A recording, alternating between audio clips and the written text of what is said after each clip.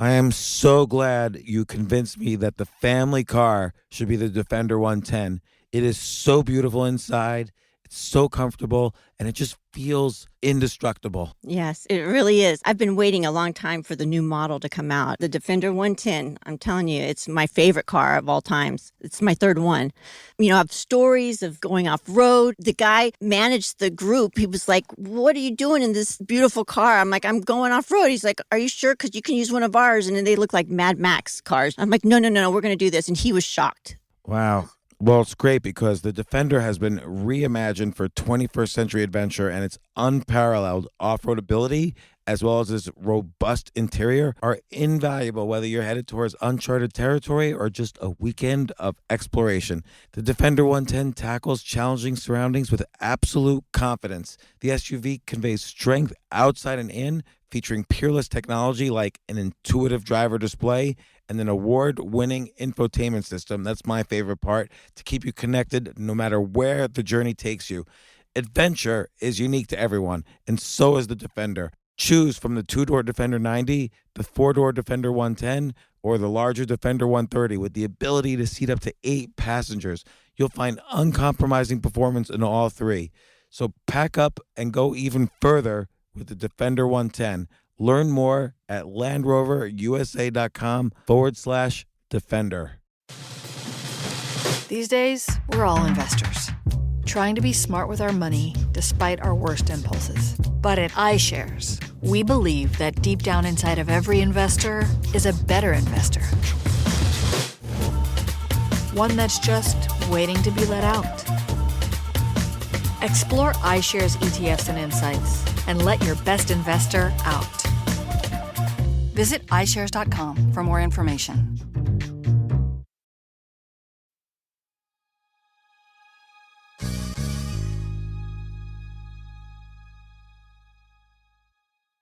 You are about to have your mind blown.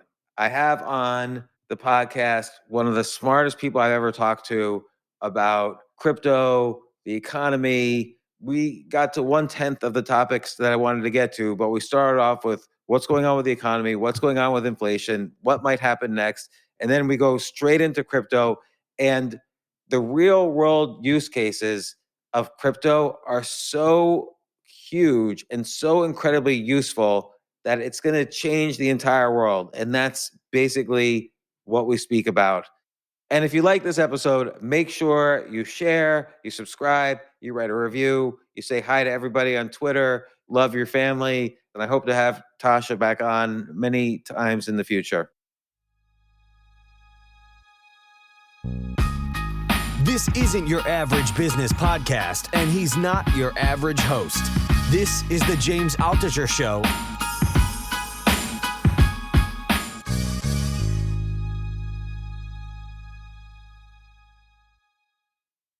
Tascha, thanks so much for coming on. Hey, thanks. I'm very excited about this. I've known about you for a long time. When I just first started my company, I read your writings on marketing and also content creation. I find that very inspiring. Well, you have gone beyond your content I read everything you write, and it is so intelligent and so, particularly on crypto. Obviously, we're talking about crypto. You write a lot about that. What's a little bit of your background? By the way, where are you calling in from? Yes, I live in Washington, D.C. So I'm a macroeconomist by background, right? So I got my PhD in macroeconomics from Georgetown. And I've been in macroeconomic consulting for a very long time. I advise governments on monetary and fiscal policies. And I also am an entrepreneur. I own a software SaaS company in audio publishing, actually. Oh, really? We'll have to hear all that. As you noticed before the podcast, we had severe problems. When you say you advise other countries, what does the president of a country call you up and say, Tascha, should I raise taxes? What should I do? Yeah, monetary and fiscal policy. But, I'm representing myself in your podcast, so I'm not representing any organizations. Okay, before we get into crypto, let me ask you about our monetary and fiscal policy. There's so many arguments about inflation and recession, and I feel like it's gotten to the point where politics has made everyone stupid. Nobody now can listen to any one definition, or everybody has different arguments about inflation.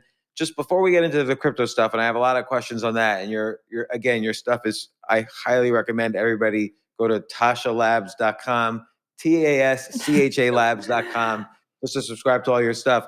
But what's going on in the US? Is this inflation monetary, as some say? Is it fiscal? Is it temporary? Is it supply shocks? What's going on? I think the answer is a little bit of both, right? So everybody has a different point of view, and they tend to emphasize on the piece of the puzzle that they want to emphasize that aligns with their point of view. But really, I think it's a combination of things. If you look at some of the research, empirical research that put out, I think the San Francisco Fed, for example, put out some good ones to look at the supply and demand side components of the inflation in the U.S. since COVID, and the conclusion is it's probably half and half.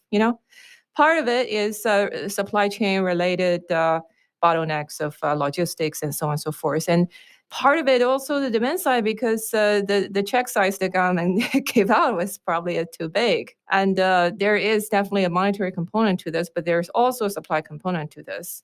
And the Fed last year, when they initially was trying to assess the inflation situation, they were only looking at the supply side angle. That's their own point of view at the time.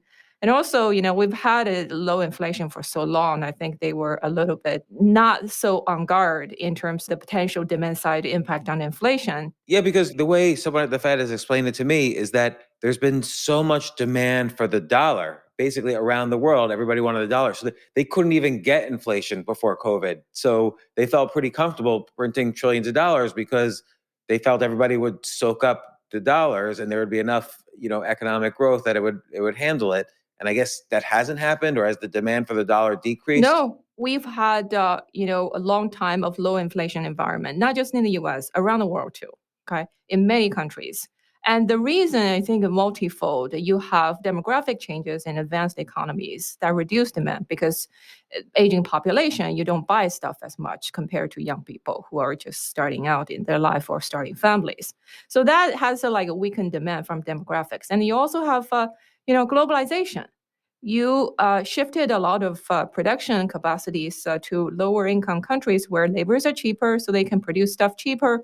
That lowers the prices in advanced countries as well. And those have been long-term trend and going on in trend for 15, 20 years.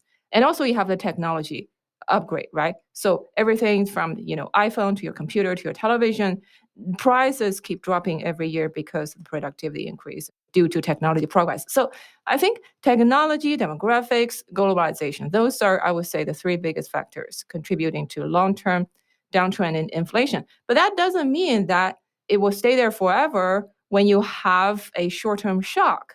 Like since the COVID, we had a logistic chain shock, we had a monetary policy shock that constrained the supply side, and also on the other hand, it boosted demand side. So you have this short-term bump in inflation, which I still think is not a medium to long-term phenomenon, but instead is a relatively short-term phenomenon, this jump in inflation.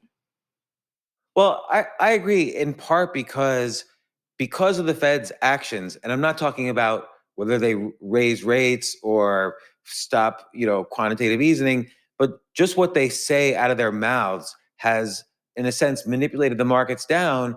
That when you lose $5 to $10 trillion of wealth in the economy because of the markets going down, that's got to decrease inflation as well. That's got to affect the demand side. It does affect the demand side because even if you don't spend stocks in buying groceries, it's people count it as wealth, right? It's a perception of wealth. If your stock portfolio goes down, you feel poor, even though it's just digits on paper. So it does affect demand when you have the so-called wealth effect, like people feel poor, so they spend less. So it's part of the intended result of when you tighten monetary policy, or when you, before they started tightening, they started giving so-called forward guidance, right? Basically telling people, we are going to tighten. And the purpose of forward guidance is exactly like you said, is without even raising rates, you give a signal to the market, so market starts to adjust itself because market is forward looking. So without you actually doing something, you kind of achieving a tightening effect. Yeah. That's a part of the monetary policy toolkit, I would say. I don't see anything intrinsically wrong with it as long as it's used skillfully. Yeah, I agree. I don't see anything wrong with it. In fact, I think it's a very smart thing because if they were to actually raise interest rates to quote unquote battle inflation in a very technical way, they'd have to raise it like 800 basis points or some ridiculous amount if they believe what all the media headlines, or if they subscribe to all the media headlines and they just want to calm down the media. So instead, they do this very smart thing, which is they're in chess. There's a saying: the threat is stronger than the Exactly. execution. So they threaten, and that is much stronger. The market goes down 20%, $10 trillion in wealth is lost. Of course, I would say within the next month or so, we should see less inflationary numbers. I mean, who knows? Who can predict? But that's what it seems to me like. Yeah, I don't know. I don't know how long the inflation is going to last. Maybe we're seeing the top of it. Maybe not. Maybe we get another shock in the second half of the year. Who knows what happens with Russia, Ukraine? Who knows what happens with China? Are we going to see another round of lockdown, or is it the end of lockdown in China and the country is going to open up, which is going to reduce the supply constraint worldwide? I don't know. I don't know. A lot of things can happen in the second half of the year. But given what we have now, it seems like we are at kind of a toppy situation in terms of inflation already. But is that going to go down from now? I don't know. I don't know. But I still think fundamentally this is a relatively short-term phenomenon, though this short-term has been longer than people expected. Yeah, I think I mostly agree. And so I want to get into all your crypto stuff. Particularly you wrote an article recently, 35 disruptive uses of crypto, or industries that could be disrupted by Yes. crypto. And I thought this article was fascinating, and it's related actually to the inflation discussion. First, I want to go 30,000 feet high and just kind of ask the basic skeptic question, which is, what real world use case do you think there is of crypto that can't be done without crypto? Like, this is the basic skeptic question. The blockchain technology itself right now is at a very primitive stage. So the blockchain database, compared to your traditional centralized databases, performance-wise, there's no comparison. Blockchain is definitely so much shittier, okay? From my point of view, from an economist's point of view, when I look at Web3, what's really grabbed my attention that other technology so far has not been able to accomplish is this ability for all types of value to trade with each other, to exchange with each other in a permissionless and open fashion. If you think about this, if you're going to rebuild a network like Ethereum, for example, which is the biggest smart contract blockchain, that you have thousands of tens of thousands of tokens traded on chain with each other. If you're going to build this thing from the ground up in a Web2 fashion, all right, you think about how hard this coordination problem is. Every company, every project, you can issue a token, no problem. You can build it in your own database, SQL database, no problem. How are you going to talk with each other? You need to have common standards, right? So who are going to decide those standards? Well, let's just say internet, the TCP/IP is Yeah. So you see, this type of thing is a huge coordination problem. It's a very rare situation that you actually get this coordination problem solved and everybody abide to the same standard so that things can be exchanged. What do you mean by coordination, though? Like, what things have to be coordinated? Because a lot of data is coordinated by just the internet protocol, and it doesn't need an extra layer like Ethereum on top of it. Okay, you look at traditional financial markets. Okay? So you have different stock exchanges in the world, for example, and you have the bond market, and you have other real estate market. Do these assets exchange with each other? No. If you buy stock on New York Stock Exchange, you buy and sell on New York Stock Exchange. Okay. If you want to buy in the real estate market, you go buy real estate in some other market. Okay? These markets, they do not talk to each other. So theoretically, yes, you can connect the databases among these markets using some kind of some kind of API calls or some kind of common standards. I could triangulate among all these players to come up with some kind of consensus standard that we're going to use, right? But you look at blockchain, right? This happens from day one. You have the ERC-20 standard for fungible tokens. You have the ERC-721 for non-fungible tokens, even though they were developed not long ago, just a few years ago. But they're commonly adopted standard for anybody can create an asset, a token on chain, and to transact with any other token. So this idea of internet of value, right? So you say yourself, the internet has this common standard to allow different applications to talk to each other. But the internet of value is supposed to allow different values to be represented and to talk to each other on a common network. Okay, and the blockchain is already accomplished this despite all the technology deficiencies. I think this is incredibly important. So I wanna just summarize so everybody listening can understand. Essentially, I could take anything, like you mentioned real estate, and as an example, I'll list a few things: 10% of a house, or 20% of your future income over the next 5 years, or a stock like McDonald's. And I can tokenize them. I can put them in a way so that they're all on the blockchain. And now I can trade them without previously having to start from scratch, making something that trades real estate with income with stocks. So I don't have to start from scratch with these things. Yeah. It's already set up by the definitions of blockchain. Yeah, instead of these siloed standards and siloed database and siloed markets, you have one common standard, you have permissionless access, you have open access anybody can build on top. And as a result, you have this actual very possible reality of the internet of values.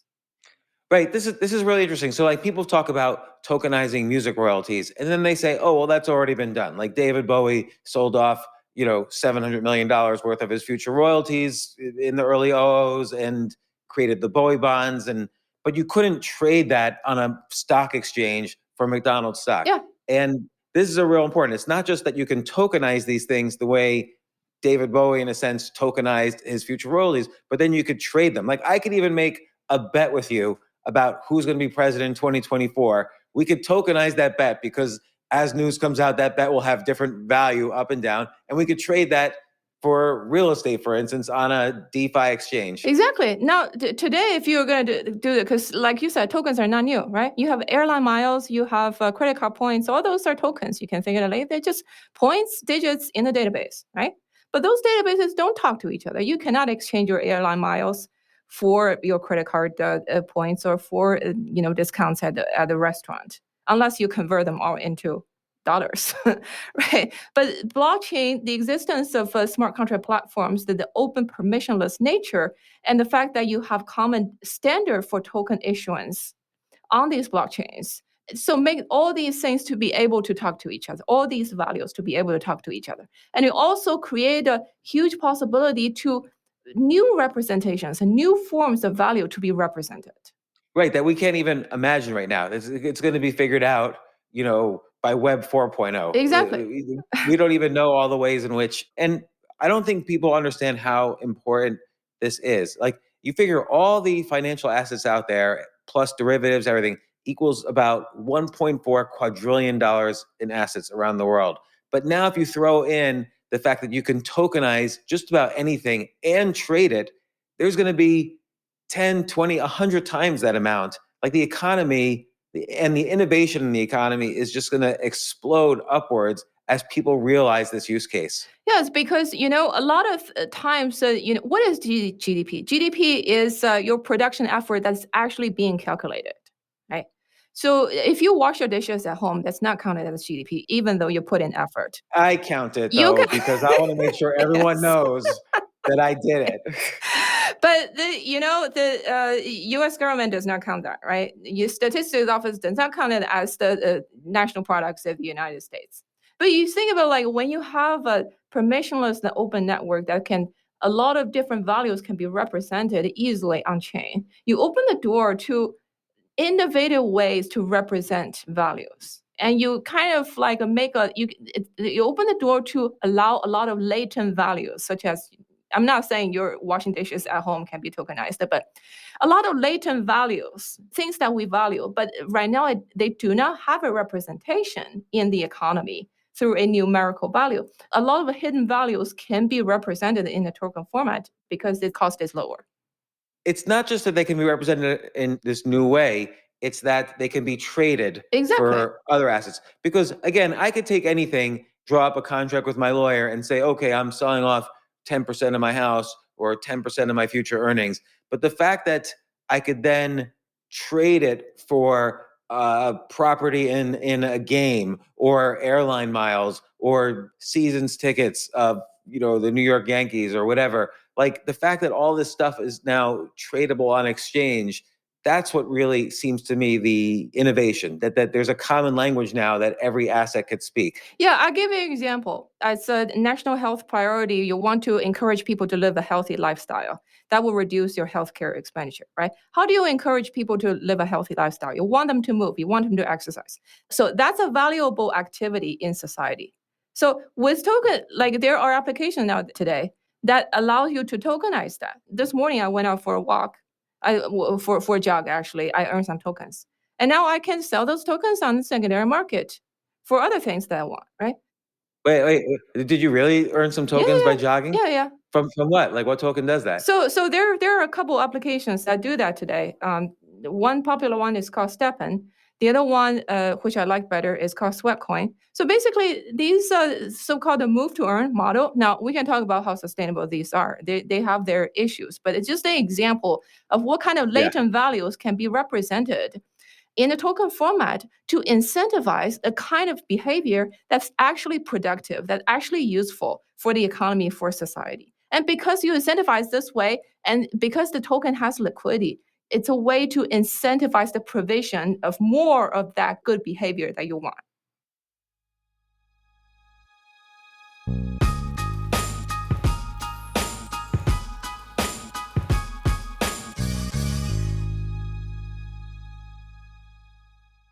You know what I love about fantasy sports is that even though I'm not going to be a great basketball player or a baseball player or a football player or whatever, I feel like I get to participate and make decisions and use my knowledge of these different leagues or these different sports to compete.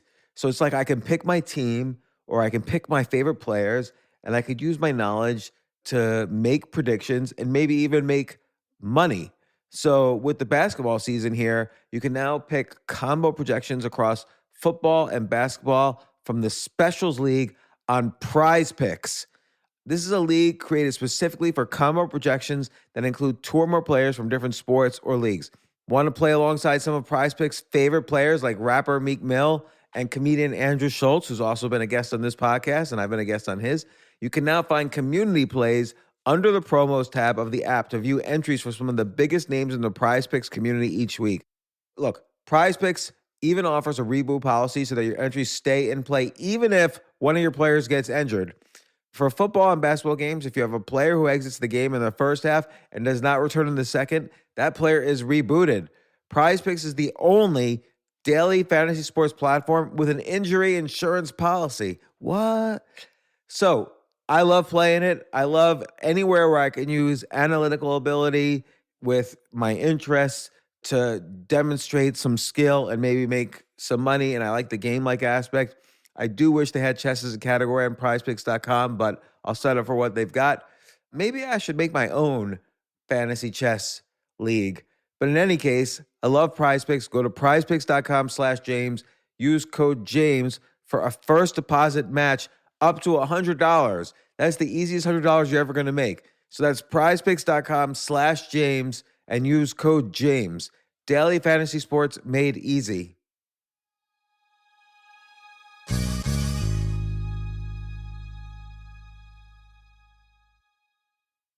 The future of learning is definitely online. Like it's such BS that you have to spend $200,000 or take $200,000 in loans and go to some fancy school when it's useless. It doesn't guarantee you a job. Most employers, including me, do not care about degrees or grades or anything like that. We want to care that you love what you're doing, that you know what you're doing, in some cases that you have experience or that you're willing to learn. But people in general love learning and are curious. Like the key to success is curiosity. And I think masterclass.com is the perfect model for online learning. I'm really happy they're sponsoring this episode. If you're going to give a gift, give the gift of learning. Masterclass makes a meaningful gift this season for you and anyone on your list because both of you can learn from the best to become your best, from leadership to effective communication to cooking. Let me tell you some of the classes I've taken. I've taken comedy from Steve Martin. I mean, can you believe I can take a class from Steve Martin on comedy, or Judd Apatow, my favorite comedy director? I could take an actual class from him on writing. Wolfgang Puck on cooking, Dan Brown on writing, or Judy Bloom, who's been on this podcast, on writing. By the way, Wolfgang Puck also has been on this podcast. It's such a pleasure. I try to take classes all the time from masterclass.com. And whether you're watching Masterclass on TV or listening in audio mode in the app or on their site, the quality speaks for itself. It's like these Masterclass instructors are your own personal mentors that are going to help you reach the next level. How much would it cost to take one-on-one classes on comedy from Steve Martin or on chess from Gary Kasparov? You just wouldn't be able to do it. But it would cost hundreds of thousands of dollars. With a Masterclass annual membership, it's $10 a month. Memberships start at $120 a year for unlimited access to one-on-one classes with all 180 plus Masterclass instructors. So it's not just $120 for one instructor. You get all 180 plus Masterclass instructors. Boost your confidence and find practical takeaways you can apply to your life and at work. And if you own a business or are a team leader, use Masterclass to empower and create future-ready employees and leaders. That's the real education in today's world. So this holiday season, you can give one annual membership and get one free at masterclass.com/JAS. JAS, of course, stands for the James Altucher Show. So right now you can get two memberships for the price of one at masterclass.com/JAS. Masterclass.com/JAS. Offer terms apply.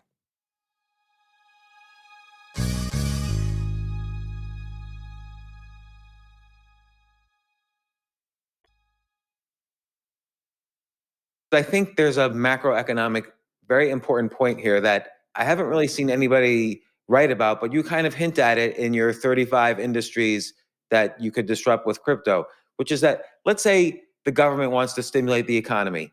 They can't, it's very hard for them without passing a bunch of laws or whatever to directly stimulate very specific industries. And even then, it's sort of unpredictable, the outcomes. But so what they do is they drop $1 trillion on the economy and they pray to God that the best things happen. Not only do they drop $1 trillion on the economy, but if economic growth does not happen in the way that they hope, then inflation could occur because then the money's just sitting around and the demand side spikes up. But with crypto and this tokenizing of everything, you could target very specific industries, almost like they're microeconomies, and stimulate at a microeconomic level these industries. And that avoids macro inflation by stimulating very targeted industries. Correct me if I'm wrong, it seems like this is going to have very positive macroeconomic effects as people begin to understand tokenization. I think it will unlock another layer of GDP for sure, another layer of productivity. But whether governments will use the crypto or blockchain, that's a totally different question. That we can, that's separate. Because you can have a centralized database. You can have a central bank digital currency ledger that does what you said to give more targeted support to people who actually need that money. But you don't have to do that through any public blockchains. Right, but I'm thinking of a specific case, like let's say, take Uber as an example. So Uber has a hard time making money. For 10 years, they were funded by venture capitalists. So all of your rides were subsidized by venture capitalists and all the drivers' income was subsidized by venture capitalists. So at some point, they either have to charge more for rides or they have to pay drivers less. But if Uber makes Uber tokens, so riders, the more you ride, you get Uber tokens, and for drivers, the more you drive and get good reviews, you get Uber tokens, and these tokens could be exchanged for future rides, for instance. Now you've created this like micro economy around Uber tokens that actually has monetary value. It doesn't need an extra boost of outside cash to have a very fertile micro economy. And it could also be traded for Bitcoin or other tokens on a DeFi exchange because there's monetary value backing it. So what you're talking about is what I call utility tokens.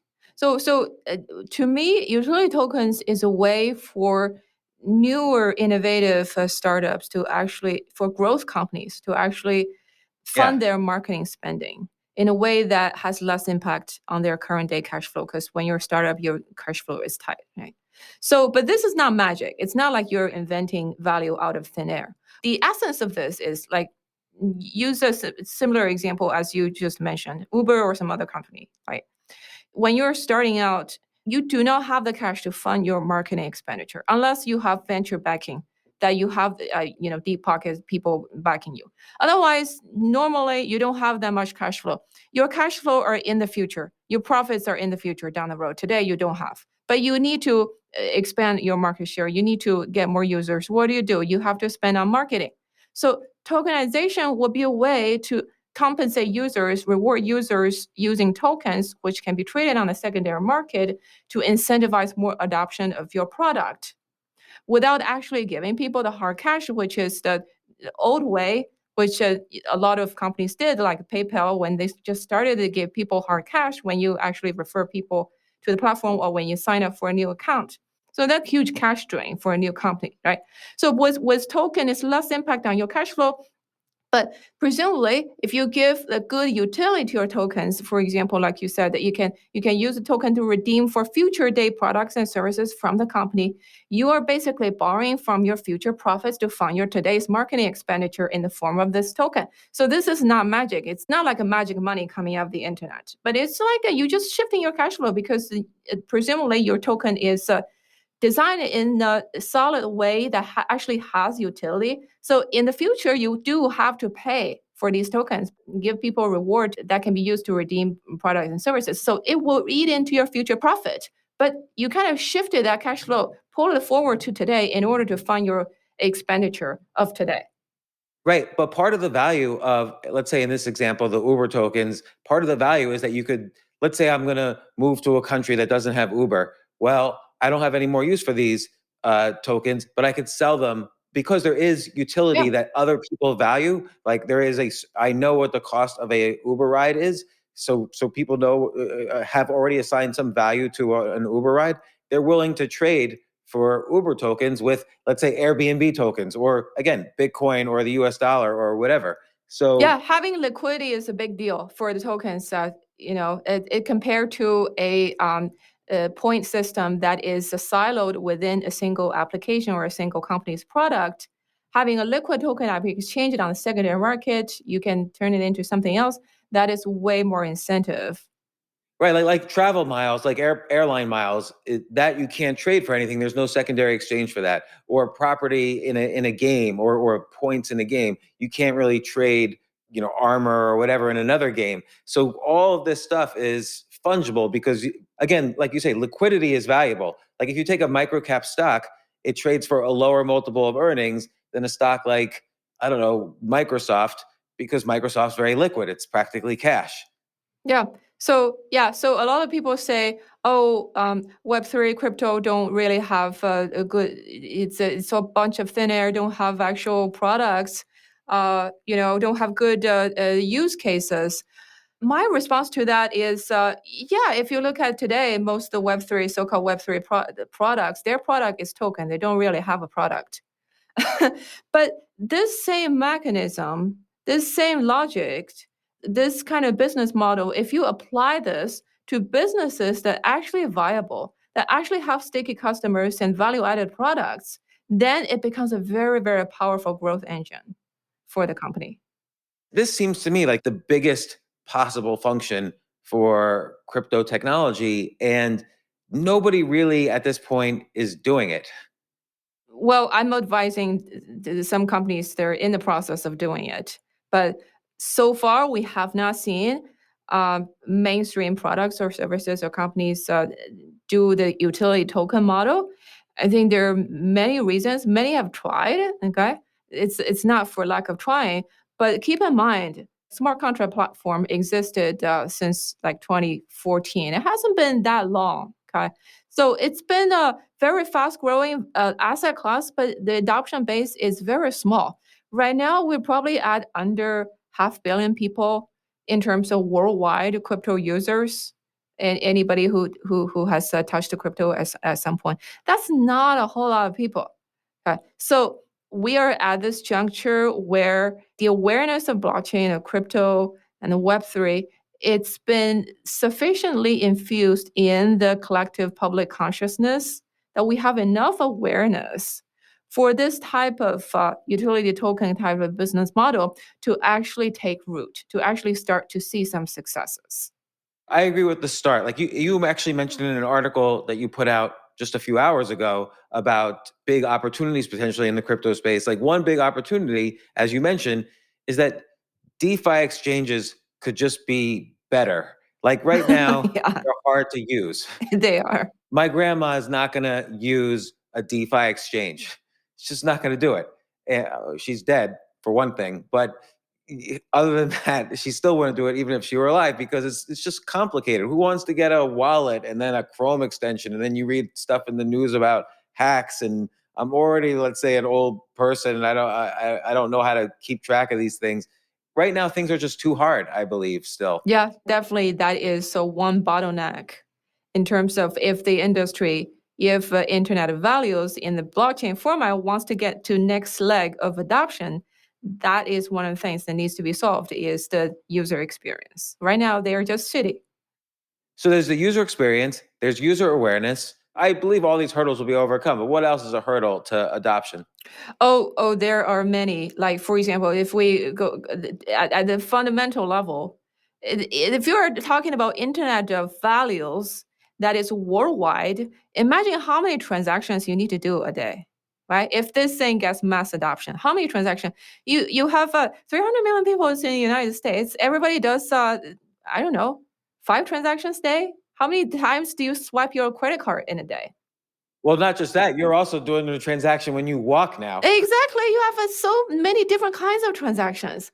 That needs really a very, very performant networks to actually carry the burden of internet of values. And right now, the blockchains are simply not there. Okay. Ethereum processes 14 transactions a minute. So there are solutions in newer chains like Solana, the Avalanche, and Aptos, and there are layer 2 chains that build on Ethereum. But all of these so far, I will qualify them as experimental tech. Yeah. None of them are very mature right now. What about this Ethereum merge? Well, Ethereum merge is just going to move it from proof of work to proof of stake. That does not really solve the transaction speed or settlement speed constraint. It's still the same slow chain as before. It's just the consensus mechanism has changed from proof of work to proof of stake. That's what the merge is. But that will make it a little faster because the work takes time. When you do proof of work, it takes maybe microseconds more, but it takes a little bit of time more. I would not qualify it as a groundbreaking, thing to elevate the speed of Ethereum. If Ethereum wants to speed up on their roadmap, they're going to do sharding. So basically, break up the database into smaller chunks. Yeah, and then they're going to have they are having like a lot of so-called layer 2 blockchains that building on Ethereum basically use Ethereum as the settlement layer, but you process transactions on these layer 2 blockchains, which is faster and cheaper. So there are all these experiments and ways that people are trying to boost the performance of public blockchain platforms. So far today, we're not there yet. We're pretty far from there, but things are progressing. So that's one of the barriers that I can see. And then there are also the barrier of actually communicating across different blockchain platforms. So now we have different blockchain platforms, and each of them, I call them like the Web3 nations because they are kind of their own economic ecosystem within the chain. And if you look at different blockchains, they kind of specialize in different things. Just like in the real world economy, you have different countries, they have different specialties. In Mexico, you have manufacturing. In US, you specialize in information technology or some higher value added. In China, it's labor intensive manufacturing. So you have different countries specialized in different activities, and I observe the same thing in the blockchain world. You have different blockchains. Some of them they do well in DeFi. Some of them they do well with like NFT markets, or some of them they specialize in gaming. So all these different chains need to talk to each other to create the Internet of Values. So in order to do that, you need bridges across chains, just like you need highways and ocean liners across different countries to move stuff around. That infrastructure is also weak right now. So just a lot of these, from the infrastructure point of view, we are not yet there for the prime time for Internet of Values. In terms of building those bridges, like there are tokens out there or cryptocurrencies out there that do create this interoperability across chains and across different protocols. There's like Thor chain, or there's a bunch of DeFi exchanges that do this interoperability, but maybe they don't have widespread use yet. I would say it's actually one of the fastest growing segment of infrastructure in the blockchain space is these cross-chain messaging and cross-chain bridging protocols. But I don't know if you heard in the news recently, every other week you hear about some bridge got hacked and some $100 million got stolen. So these protocols, it's very the cross-chain security to make sure your cross-chain transactions, the cross-chain messaging is actually secure, is actually very hard task. So it is something I would say it's still people are working on. And aside from the infrastructure, we talked about DeFi, UX is very crappy. Decentralized exchange is very hard to use and for various reasons. And also you have on-chain lending and borrowing. These also, I would say still not ready for prime time because a lot of crypto people would say, oh, DeFi is going to overtake the global banking system. It's going to overtake the banks. We are so far away from there. Right now, if you borrow land in a DeFi money market protocol, the DeFi banks essentially, you put up collateral in terms of crypto tokens. You put up Ethereum and Bitcoin as collateral, for example, to borrow stable coins. And the prime use case for that borrowing is mostly speculation, to put money to, again, buy more tokens. That's not what people borrow money for in real life. People borrow money in real life to start a company, to fund working capital, to buy a house, to buy a car, right? So those are the actual real world use cases for credit. So right now we don't have that in the blockchain, in on-chain lending. You can't do that at all. Like I can't. There's no DeFi where I could bring Ethereum. No, you and can. borrow. You can do that. You can do that. But the thing is, you have to over collateralize with crypto tokens, right? So you have to. If I want to borrow $100 of USDC stablecoin, I have put out $200 worth of Bitcoin as collateral. That collateral value is marked to market. So if my loan to value ratio drop below a threshold, I'll get liquidated. This is no way for mass market for most of the people in the world that want to borrow money for a real economy use case to actually borrow money. So that is what I see is in terms of the financial market adoption of decentralized finance. That's another kind of hurdle is, how do you actually integrate real life use cases and also non-crypto collaterals into the on-chain economy? If we can solve that problem, that will open the door to a lot more adoption of decentralized finance. Well, okay, let's solve that problem. So it seems like let's take some real world asset that has some monetary value, and maybe the monetary value changes over time, so people could speculate on it. You tokenize it, and you're right. There's not really easy ways to tokenize random things. Like it seems like there has to be better platforms for tokenizing assets that I think have value. But then once you can do that, it seems like that's a method of making it easy to tokenize real world assets. Would be a solution. But that's much easier said than done, right? So a lot of protocols have tried or in the process of working on this. For example, tokenized real estate. But the thing is, this is related to another roadblock that I talked about actually in this article that I wrote today, is if I tokenize my house as a non-fungible token online, so it's a non-fungible token, it's a unique hash that represents my house, right? What prevents me from do it again. I can create another NFT, point to the same house.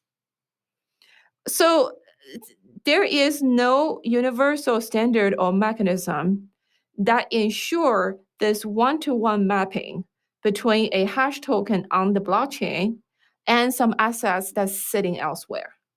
If you think about the traditional way in the real estate market, right? If you buy a house, you need to go through a very complicated process. You need to show a deed, and there is like a house settlement. And so basically all this process is, a lot of it is this transaction cost is being used to verify the ownership, right? Make sure you're actually selling something that you own. Make sure this is the titles of different parties are clear, that you are actually the legit owner of the things that you sell, and you're not also selling this elsewhere. So all this process is a transaction cost of selling the house, right? So if you want to tokenize real estate, theoretically, it has the potential to simplify that process. But right now, we have not solved this one-to-one mapping problem. So it's not necessarily that the transaction cost of tokenize the real estate transaction will necessarily be lower in doing it the traditional way, because really we don't have the mechanism to ensure this one-to-one mapping. Let's take this problem apart. What if you put all titles or data about titles on a blockchain, and let's say there's some kind of manual process involved as well? You need a lawyer to put the token together so you could tokenize your house. So it's a little bit of crypto, a little bit of manual, a little bit of getting all titles on blockchain so that you know that this title is the legit title. It seems like it's doable. It's just Yes, harder. it's doable, but it's hard. It's harder, right? So you need to get different people involved. You need to get lawyers involved. You need to get a centralized party involved to actually do the verification, to actually ensure that, because not everything is on chain, that your house is not on the blockchain. So there will be centralized party involved. So then you are steering away from the, everything is programmable on chain. So right now, if I build a DeFi protocol, I just, I write code in my basement and I don't need to leave my house, right? So I can push out the new products, push out new code on a daily basis if I'm hardworking enough. But when it comes to interaction with traditional assets, with things and objects that are not sitting on the blockchain, that speed of innovation dramatically slows down, right? Now you have to get out of the house. Now you have to talk to lawyers. Now you have to have a centralized party. You have to hire people to actually do different, these verification and check and balance processes. So it becomes way more complicated than just writing code. So that's why there are projects doing these things and or at least trying to do these things, bringing off-chain assets on chain.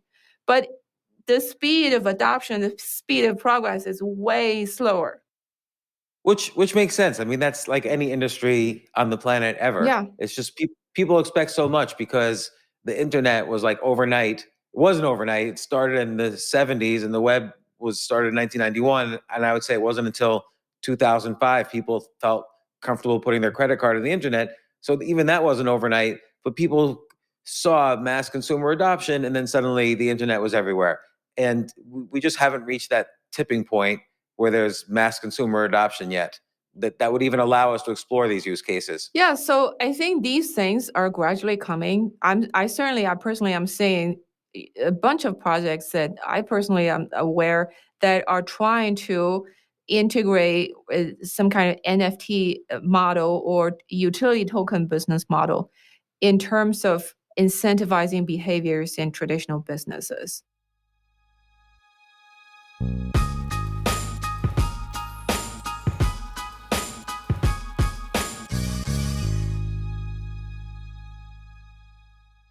Oh my gosh, I love these clothes. Mizzen and Main. That's Mizzen and Main. It really is the most comfortable work clothes.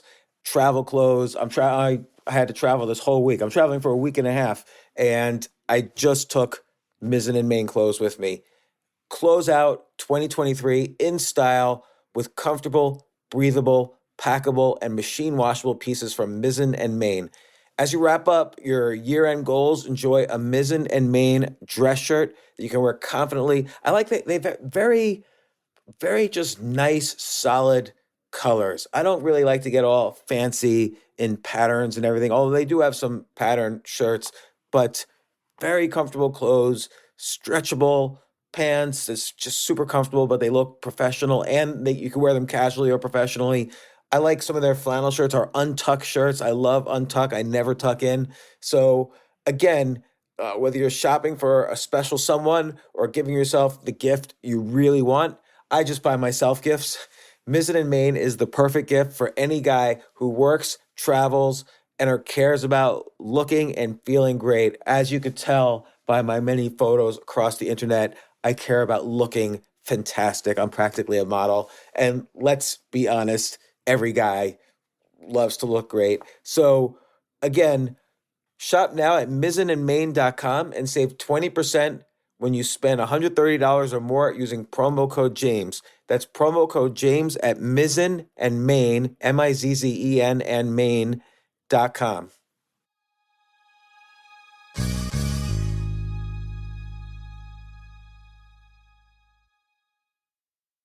This is such a valuable service for all business owners, big businesses, small businesses, doesn't matter. I wish I had this in the many different businesses that I've started. Sometimes it seems like your business is humming, but then suddenly you don't understand it. You're starting to fall behind. You're not understanding where your costs are, where your revenues are, where your payments are. Teams are buried in all sorts of like BS work, and you can't seem to close the books. So you need like one dashboard, one source of truth. I'm jealous of this business, NetSuite from Oracle, of course, NetSuite by Oracle. I wish I'd come up with this idea. It's a brilliant concept to have all your business intelligence on one dashboard. This is why you need to know these three numbers: 37,000, 25, and 1. So 37,000, that's the number of businesses which have upgraded to NetSuite by Oracle. NetSuite is the #1 cloud financial system, streamlining accounting, financial management, inventory, HR, and more. 25. NetSuite turns 25 this year. That's 25 years of helping businesses do more with less, close their books in days, not weeks, and drive down costs. 1, because your business is one of a kind. So you get a customized solution for all of your key performance indicators, your KPIs, in one efficient system with one source of truth. Manage risk, get reliable forecasts, and improve margins. Everything you need to grow all in one place. So right now, download NetSuite's popular KPI checklist designed to give you consistently excellent performance absolutely free at netsuite.com/James. That's netsuite.com/James to get your own KPI checklist. netsuite.com/James.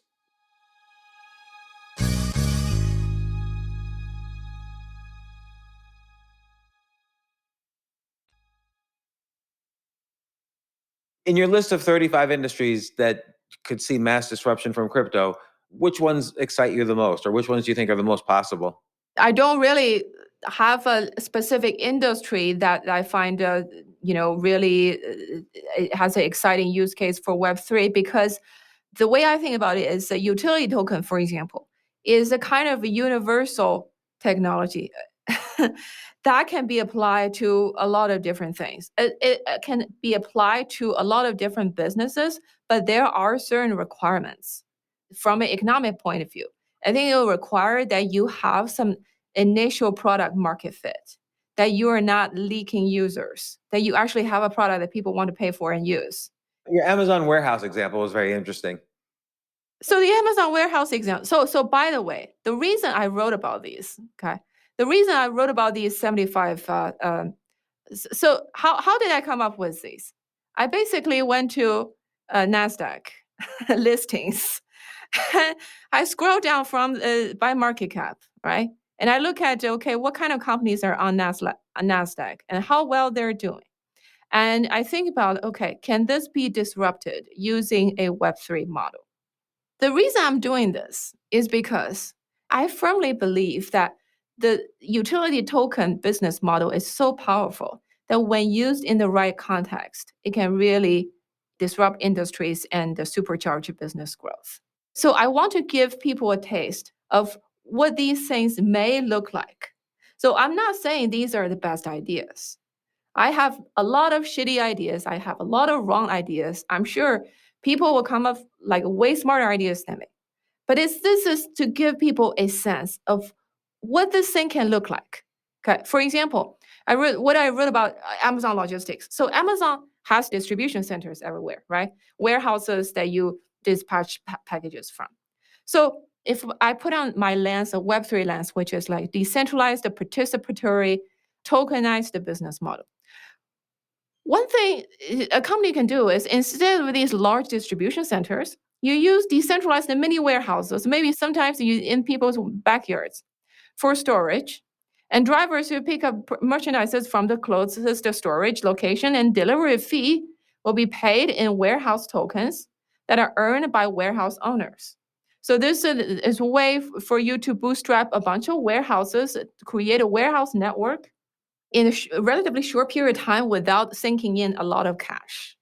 What can you do with those warehouse tokens? Can you use it to buy Amazon products, for instance? Or like what underlying value could the tokens have? So in order for product to be delivered, the customers need to pay delivery fee. So instead of paying delivery fee in dollar, pay the delivery fee in the warehouse tokens. Right? That will give your token a value, at least some kind of floor value for your tokens. And those tokens are earned by warehouse owners. Now, the warehouse owners, they earn the same currency that customers are paying in. Yeah. So from the company standpoint, instead of paying warehouse owners from the get-go in order to bootstrap a network of warehouses, now because you have token format, it's kind of pulling, again, like we said, pulling your revenue or your profit from the future to be used today. But again, it's not part of one ecosystem. It's liquid because you could then trade it for the Uber tokens so this is Bitcoin or whatever. it provides additional incentive for people to actually participate in your warehouse network. So an example of application, not in the same industry, but this worked beautifully for them. This kind of tokenization model is a project called Helium. Okay, so Helium is a decentralized Internet of Things network. So basically, the users, the Helium network providers, you buy these small piece of infrastructure that looks like your modem. It's called a hotspot. Basically, you're plugged into the network and provides Internet of Things network connections that other Internet of Things applications can use this network. So Helium, since they published their token, I think sometime in 2021, if I remember, their network had really boomed. I have a hotspot. I run a hotspot, which I'm earning Helium token on. Okay, but Helium does not pay me hard cash in order for me to set up this hotspot. I actually go out there to pay the US dollar to buy this piece of hardware. I install it in my house in order to participate in the network. And the concept is people who are using this IoT network, they are going to pay the fee to the network in Helium tokens. So as network provider, I am earning the Helium tokens. As network user, I'm paying the Helium tokens. And the Helium project itself, it does not have the money to pay me, but because liquidity of the token, it suddenly got so many people incentivized and excited to set up hotspot for Helium network. Now they have a nationwide coverage of their IoT network. Now there are other problems with this project. One of the problem, very severe problem, is that they don't have demand. They do not have demand for this network. So right now, this network is not sustainable. So that's why I'm saying for companies that actually have a viable product that has a solid demand, but they need extra help to actually boost that growth, this is a beautiful, beautiful model. Right. As long as they have, that's why I like how with your list, you started with NASDAQ companies, because we know there's already demand for their products. Exactly. So creating kind of a mini economy or a mini ecosystem within that, and that has more potential to flourish because there's underlying value. Let's say 50 years from now, 30 years from now, this is a full-blown reality, and every company that has demand is doing something like this, the actual size of the economy is going to grow so much faster than it's ever grown before. Like, what do you think are there consequences to that, or is this sounds like a good thing, but I'm just trying to think if there could be any negative consequences to this. I'm sure there will be negative consequences. There's no free lunch in the world. The world today looks very different compared to 50 years ago. Are there negative consequences of having smartphone? Hugely. I'm distracted by my phone every day. But would I live in a world without smartphones? No, I would not want to. So I will. There are always downside, and the downside, for example, a lot of people point out that maybe you will have a hyper financialization of everything in the world. Is that a good thing, or is that a bad thing to some people? That is a terrible, terrible world when everything has a digit value attached to it. To some people, that is a very unpleasant world. But I think I'm way too short-sighted to actually tell you what the severe negative consequences will be. Uh, what I see, and also, I'm biased on the optimistic side because I'm an optimist. So what I see is you will uncover, a huge layer of latent values in the economy. You will incentivize productive activities, and you will improve economic distributions to make it more equal. So those are the positive things that I see coming down the road. There will be negative consequences, I'm sure. Okay. No, but I agree. I think what's going to happen is it's going to create many more opportunities for wealth, and like you say, income distribution, and the need for government intervention to stimulate various parts of the economy is going to be less because these economies are going to stimulate themselves. There's going to be so many incentives for consumers to participate in different parts of the economy that the need for monetary policy will lessen, is what I think. I think the way to do monetary policy will change for sure. And also, what we count as monetary policy, who are doing the monetary policy will also change. Because I call these public blockchains metaverse nations. Okay? They're nations because they have an on-chain economy. They have their own monetary and fiscal policy. Ethereum has its monetary policy. Ethereum is like, we're burning half of the transaction fees. We're giving transaction fees to validators and miners. What are those? Monetary policies. Okay. So if these economies, on-chain economies grow big enough, they are digital nations in the metaverse. They will be the ones that are issuing monetary policies, in addition to the nation states in the physical economy. And any kind of large applications, Amazon, Facebook, they have so many users in the world. Any kind of, if a Web3 applications, Web3 projects that gets adoption to that extent, they become their own digital nation. They have their token, they will have their monetary policies. That will be the worldwide monetary policies that are going to have impact on multiple physical economies in the world. Because just like today, U.S. biggest economy in the world, U.S. monetary policy changes that has so many layers of effects across the world, across different economies. Okay, so the same thing. If I have a vibrant and huge on-chain economy in the metaverse, no matter who's running it, it could be a company, a project, a blockchain foundation, whatever. Whatever it does, that its policy changes, its changes of its rules, it's going to have widespread impact across both the metaverse economy and the real world economy. If we're talking about what I'm seeing like 30, 50 years down the road, if we actually have proper internet values, I think that's what's going to happen to monetary policies.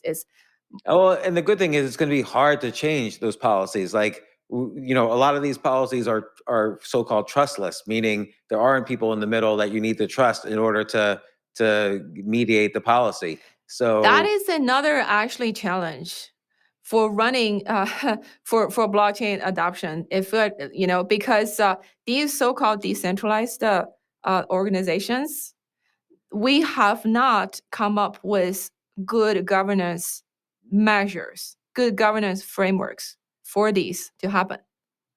And you actually need people to make decisions. You actually need people to steer things in the right way. A lot of times for a project to move forward, for a going concern to move forward. So if you look at, compare, for example, the blockchain network between like the Bitcoin network and Ethereum network. So Ethereum, it's a decentralized network, but it's a kind of has some more centralized decision-making process, right? So if you look at Bitcoin, it's really, it has nobody's in charge, and nobody knows, what's the future direction, what's the whatever we're going to do tomorrow. The result is things rarely change in the Bitcoin network, right? It just stays the same as yesterday, but on other newer public blockchains, you see much faster, much innovative use cases and technologies coming up. You don't see that on Bitcoin. So that has a lot to do with the decision-making process of people who are building and running the blockchain network itself. So I think we are still in the process of figuring out how to actually govern and run these public blockchains, because they're not companies, they're not for-profit entities, but still you need decision-making. You actually need to set parameters such as monetary policies. And so some of these chains, they have like a foundations, which is a nonprofit. They have some kind of DAOs to allow users to vote for decisions. But all these things are in a pretty preliminary stage in terms of how we govern these decentralized platforms. But like for Bitcoin, the fact that it doesn't really change from day to day and it's very hard to make a change, that almost is a benefit in that it's so big. That's where it becomes sort of a store of value because we know it's going to be the same tomorrow as it is today. Not necessarily in price, but in terms of tokenomics. But that's not a way to build the Internet of Values. It may work well for a single asset. No, I agree. Like it may Ethereum work already well has more for, transactions per day than Bitcoin. Gold never changed. Gold stays the same as gold. It can be a store of value asset, no problem. Does it help to get gold into become a much more value-added asset class? No, I don't think so. So during the day, what do you do during the day? Like you're so intelligent about all these things and you're a visionary on this stuff. Like what's your main daily thing? I juggle across so many different things. I do economic consulting, run a startup. I write, I publish content, I advise different crypto projects, and I also invest. So it's really a different thing, a lot of different things to juggle. So there is not a typical day. I would say some days I spend a lot of time in doing research, digging into specific projects. Some of the days I do writing. Some of the days I crunch numbers. I run regressions. Some of the days I talk to projects and other investors. So, well, why do you crunch numbers? Like, what do you crunch numbers for? well, I'm a macroeconomist, so I like to look at, for example, the what kind of factors affecting crypto adoption. What kind of factors affect prices. So, a bunch of different things. And sometimes I help projects design their tokenomics. So how do projects know you to contact you to help them with their tokenomics? Like, do you go to conferences or like, I'm aware of you from your writings. Is that how people get aware of you? Or that is one way. I do have most of my audience are definitely crypto, very passionate about crypto, right? So I actually there are also a lot of builders who are both builders and investors in the space. So they get to know me through my content. And I also speak at conferences. I know other people in the crypto space. So it's really a variety of ways. But really, I like to write, and that helps me clear my thoughts. And that has helped a lot of people to know me as well. Okay, so how could the people listening to this podcast find you? What's the best way? Oh, they can go to tashalabs.com. That is my website. They can find my content there. I also have a YouTube channel where I basically answer my readers' questions about Web3, and sometimes I give update on the macro, big picture, and how that affects the crypto market. And so basically, it's a very casual fireside chat format. I basically talk for an hour answering questions, and on my website, I put out content regularly in terms of help people to get smarter about Web3. I do a newsletter that's free that goes out usually once a week. So if you go to tashalabs.com/newsletter, you can sign up to get update of that free newsletter. Well, I have to highly recommend it because as soon as I get one of those newsletters, I read it. So thank you so much for putting out this content and for coming on the podcast. And I hope you come back on the podcast again to talk about similar issues or maybe even the same issues, because I forget later what we talked about. So we might have the exact same conversation again. This has been so much fun. Thank you so much for inviting me. Tascha, anytime. I really appreciate it. All right. Thank you.